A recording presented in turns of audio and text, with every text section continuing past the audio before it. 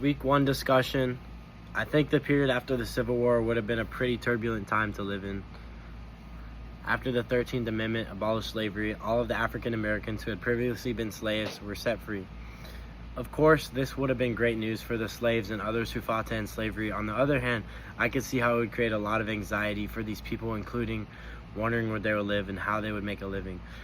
On the flip side, for the landowners, now without slaves, they were probably wondering who would perform the labor done by slaves. It seems to me that would create a lot of opportunity for the newly free slaves to be taken advantage of or exploited.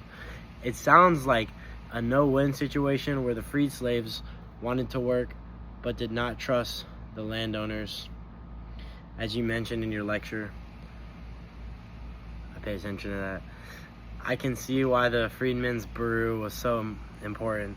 I also found it interesting that this is the time period when the 15th Amendment was introduced, which allowed African American men to vote.